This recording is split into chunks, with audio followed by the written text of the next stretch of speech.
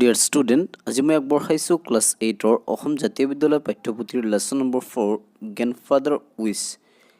এই চেপ্টাৰটি অসমীয়াত আলোচনা কৰিম। ভিডিঅ'টো প্ৰথমৰ পৰা শেষলৈকে চাবা। যদি প্ৰথমবাৰৰ বাবে চেনেললৈ আহিছে তেন্তে চেনেলটো ছাবস্ক্ৰাইব কৰি আৰু এনেধৰণৰ ভিডিঅ' পাবলৈ ন'টিফিকেশ্যন বেল আইকনটো প্ৰেছ কৰি ৰাখিবা। তো চেপ্টাৰটো হৈছে গ্ৰেণ্ডফাদাৰ উইচ, মানে হৈছে ককাৰ ইচ্ছা। ককা মানে হৈছে আমাৰ যি ফাদাৰ আছে, দেউতা, সেই দেউতাৰ ফাদাৰকে ককা বুলি কোৱা হয়। সেই গ্ৰেণ্ডফাদাৰ উইচ মানে ককাৰ কি ইচ্ছা আছিল, আমি বাৰু লেচনটি পঢ়ি নিশ্চয় গম পাম। এই লেচনটি ৰাস্কিন বণ্ডৰ হোৱেন দ্য ট্ৰী, তেওঁৰ অট'বায়'গ্ৰাফী, তেওঁৰ আত্মজীৱনীত লিখিছিল হোৱেন দ্য ট্ৰিজ ৱাকড, কেতিয়া গছে খোজ কাঢ়িছিল। এই আত্মজীৱনীখনৰ পৰা তুলি অনা হৈছে। The story is about my grandfather and his love for trees. এই কাহিনীটো মোৰ ককা আৰু গছৰ প্ৰতি থকা প্ৰেমৰ বিষয়ে। তাৰমানে কবিয়ে কৈ আছে এই কাহিনীটো হৈছে কবিৰ গ্ৰেণ্ডফাদাৰ ককা আৰু তেখেতৰ গছৰ প্ৰতি থকা ভালপোৱাৰ বিষয়ে। গ্ৰেণ্ডফাদাৰ লাভ ট্ৰিজ, ককায়ে গছ ভাল পাইছিল। And it seems to me that trees also' loved him, আৰু মোৰো এনেকুৱা লাগিছিল যে গছবোৰেও তেওঁক ভাল পাইছিল। Grandfather had served many years in the Indian forest service. গ্ৰেণ্ডফাদাৰে ভাৰতীয় বন সেৱাত বহুত দিন সেৱা আগবঢ়াইছিল। বন বিভাগত মানে ফৰেষ্টৰ অফিচাৰ আছিল আৰু তাত বহুত দিন কাম কৰিছিল, সেৱা আগবঢ়াইছিল। And it was natural that he should not' trees and loved him, আৰু সেইবাবে তেওঁ গছৰ প্ৰতি থকা ভালপোৱাটো স্বাভাৱিক আছিল, কাৰণ যিহেতু তেওঁ ফৰেষ্টত কাম কৰিছিল। অন হিজ ৰিটায়াৰমেণ্ট, তেওঁৰ অৱসৰৰ পিছত হি বিল্ট এ হাউচ, তেওঁ এটা ঘৰ বনাইছিল। ইন দ্য আউটস্কাৰ্ট অফ দেৰাদুন, মানে দেৰাদুন এখন চহৰ, সেই চহৰৰ বাহিৰৰ অংশ, টাউন বা চহৰৰ বাহিৰৰ অংশতে আউটস্কাৰ্ট বুলি কোৱা হয়, তাত এটা তেওঁ ঘৰ বনাইছিল। He planted trees all around the bungalow, আৰু ঘৰৰ চাৰিওপিনে, য'ত ঘৰ বনাইছিল ঘৰৰ চাৰিওপিনে কি কৰিছিল, বিভিন্ন ধৰণৰ গছবোৰ ৰুইছিল। হুইচ ইনক্লুডেড, কি আছিল গছ, লাইম নেমু, আম, অৰেঞ্জ, কমলা, গুৱাভা মানে মধুৰিআম, আৰু লগতে ইউকেলিপ্টাছ, জাৰকাণ্ডা আৰু পাৰ্চিয়ান লিলিক্স, এইবোৰ হৈছে কিছুমান গছৰ নাম। এইবোৰ তেওঁ ৰুইছিল। And trees grew tall and strong at the valley was very fertile, মানে তাৰ যি উপত্যকাটো আছিল য'ত গছবোৰ ৰুইছিল, তাৰ মাটি বহুত সাৰুৱা হোৱাৰ কাৰণে গছবোৰ বহুত শক্তিশালী আৰু বহুত ওখ হৈছিল। তাৰপিছত grandfather was a good companion,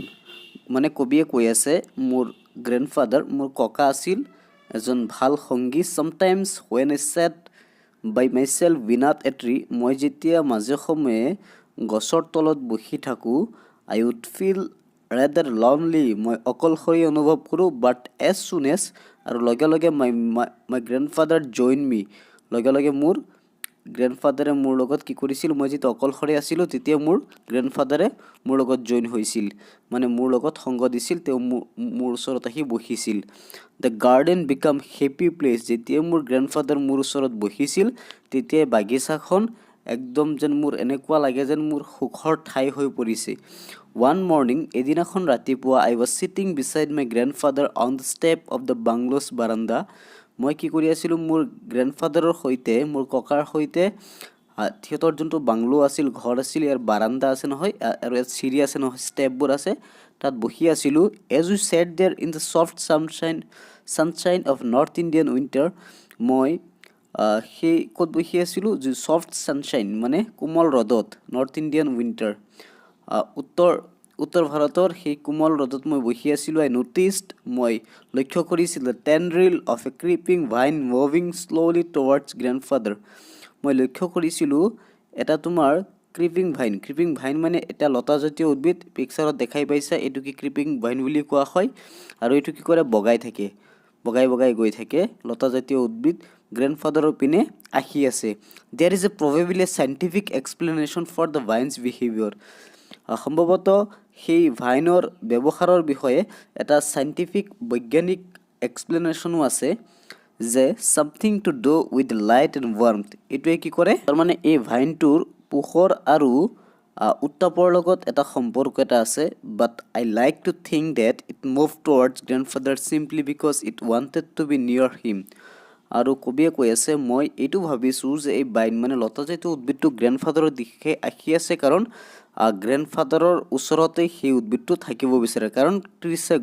প্লাণ্টেও গ্ৰেণ্ডফাদাৰক ভাল পায় grandfather attract everyone and everything গ্ৰেণ্ডফাদাৰে ককাই কি কৰিব পাৰে সকলোকে আৰু সকলো বস্তুকে আকৰ্ষণ কৰিব পাৰে there is a very old peepal tree on the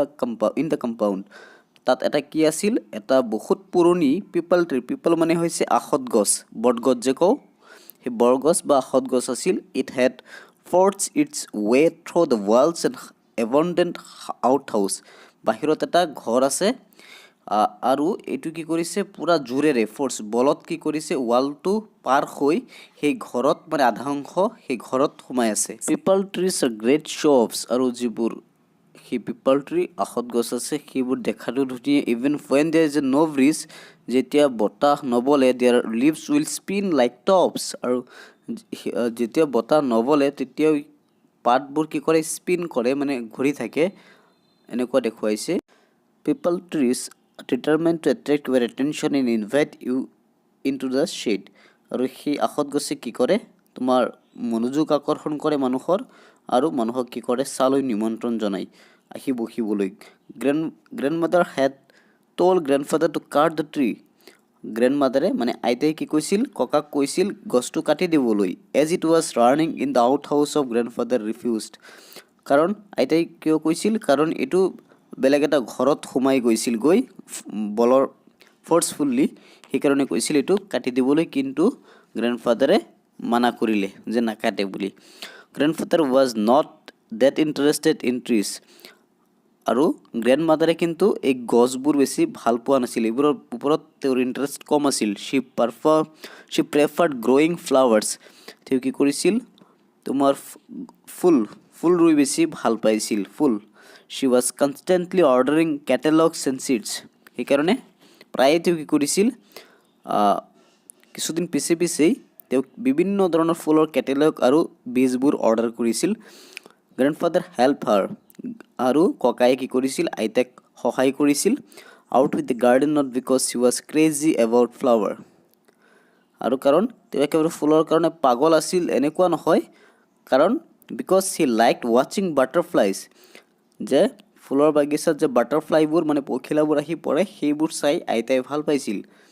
there is only one way to attract বাটাৰফ্লাইক আকৰ্ষণ কৰিবলৈ এটা মাত্ৰ ৰাস্তা আছে যে it is grow' flowers he said কৈছিল যে কি কৰিব লাগে ফুলবোৰ যাতে বৃদ্ধি হয় বাঢ়ি যায় তেতিয়াহে এই ফুলবোৰ চাই বাটাৰফ্লাই আহিব তেওঁ কৈছিল গতিকে নেক্সট ভিডিঅ'ত মই ভিডিঅ'টো যিহেতু দীঘল হৈছে নেক্সট ভিডিঅ'ৰ ছেকেণ্ড পাৰ্ট মই অতি সোনকালে লৈ আহিম ভিডিঅ'টো চোৱাৰ কাৰণে ধন্যবাদ থাকিল কমেণ্ট বক্সত নিশ্চয় জনাবা কেনেকৈ